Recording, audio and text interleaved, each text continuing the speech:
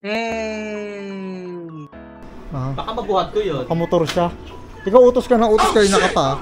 So ayan na nga, alis na nga kami at iniwan namin si OG. Kaso si OG na medyo nagmamaklol dyan pero buti na lang magaling ng kanyang daddy. Kaya tara, samahan nyo kami. Sino namin ari? Buti hindi nilalanggam. Iyak. Sabi ko mag-open siya ng isang gift. Para mainit, no?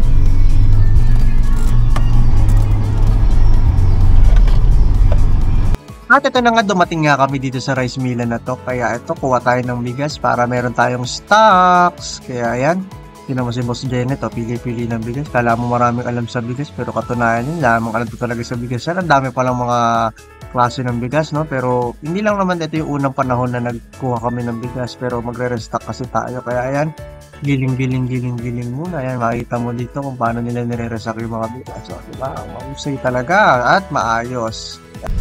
So yan, restock tayo ng mga paninda natin sa ating mga business. Yan. Siyempre, kasama natin si Boss. Balik na tayo sa ating puntahan. So mamaya, meron pa kami, tapos magde-deliver pa. Later. At ito naman ang i-restock natin, ang mga alak. Siyempre, nasa December na tayo, kaya kailangan marami tayong alak. At ito na kami naman sa kuha na ng alak. Siyempre, papadeliver na lang natin yung makakasya yung sa saka baka mapagalitan tayo ni Mami. Patay tayo. At ito na nga, magiging kargadon muna tayo ngayong araw na ito para ma-set up na natin ang mga bigas dito sa tindahan. So, ayan, diba? Buhat dito, buhat doon, pabalik. Kaya, so, kahit meron tayong nararamdaman, tuloy lang ang buhay, diba? Bawal sa business. Kunwari, meron akong ginagawa din, pero wala naman talaga akong ginagawa. Ayan, dumating na nga si Kuya Delivery. So, ito, nagre-restock na nga ng maraming alak. So, diba? Bakit? Kasi maraming okasyon ngayong December, hindi lasinggero, okasyon. O, diba? Tapos ito, ayan, babe, ice cream pa nga. Ang sarap ng ice cream ng Ace. Kaya ayan, bumili kayo ng ice cream na Ace. Pero hindi yan ini-sponsoran, ha? Ace, baka naman. Lakas ni Kuya. Kaya ka naman sa vlog ko, Kuya. So balik mo na tayo sa bahay. Alis mo na ako, ha. Bye, see you later.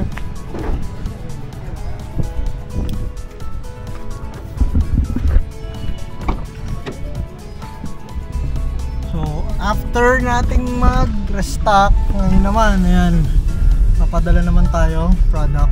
Ayan. Cash yan, papunta sa Makati. So, padala natin. So, mamaya na lang. Pero ako babiyahin, mas magmumotor lang ako. So, mas sinanay ako na ko po. Lalakad. Nay, sorry, Nay. Ayan, so, ayan. Mumotor kami papunta Makati. So, deliver tayo. Nakamotor papunta Makati. So, ayan. Deliver! Ang may mag-meet pa. Ayan.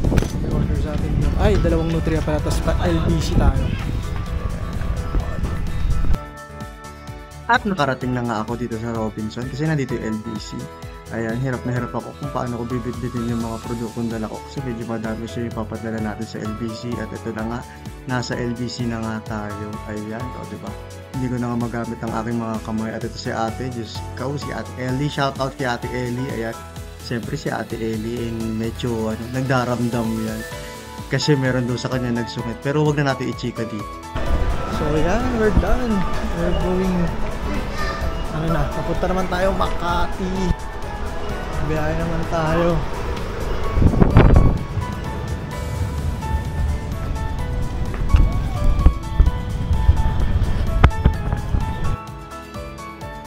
Di ba ang sipag-sipag natin. So, tapos na tayo magpadala at pupunta naman ngayon tayo ng Makati. Kaya sa mga nagra-rides dyan at nagmumotor, ingat lagi sa biyahe. Siyempre, safety first dapat. So, ingat-ingat lang po lagi dahil mahirap ma-aksidente dahil may naghihintay sa atin sa bahay. Kaya ayan.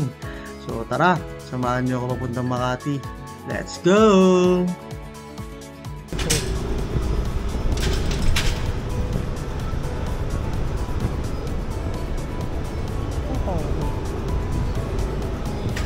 Boss, saan ang Tower A? Thank you, boss. At ito na nga, nakarating tayo sa Jazz Residence, Tower A. Ayan, so dito tayo. Antayin natin mamaya yung ating dideliveran kasi bababa siya. Ayan, so park muna tayo dito tapos kontakin natin siya. Ayan, magtanggal muna tayo ng ating helmet. At naalala ko, wala pala akong load kaya ayan, kinontak ko muna si Janet kanina. So, nagpa-load muna tayo sa kanya para makontak natin at matawagan natin, no? So, ito na nga.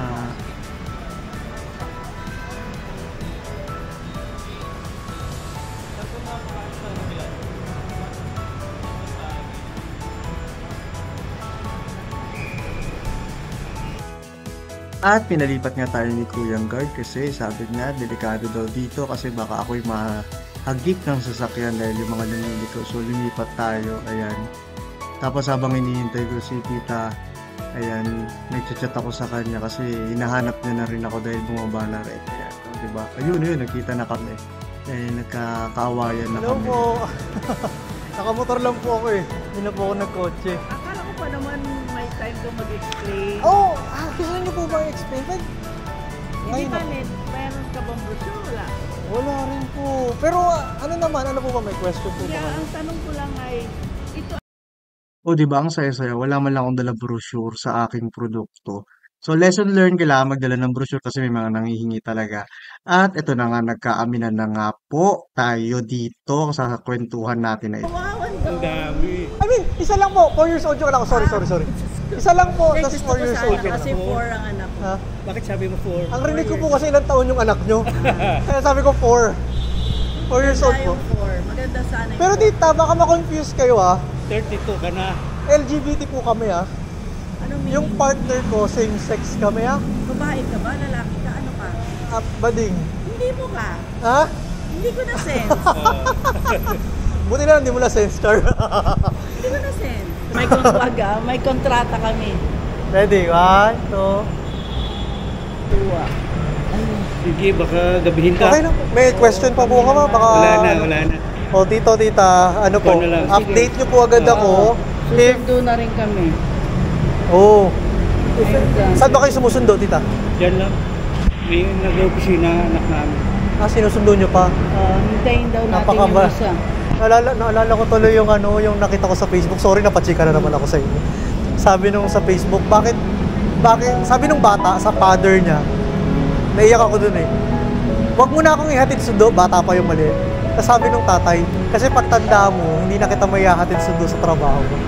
Naiyak ako nun nung naano ko yun. Sabi ko, Ay kami naman, para lang tapos kayo narinig ko kayo, susunduin nyo, parang naano ako, natouch ako. naman, para makita namin siya, sinusundo namin. Nakakatawa naman. Kasi pag hindi Sana all. pag hindi namin sinundo, hindi na namin nakikita eh.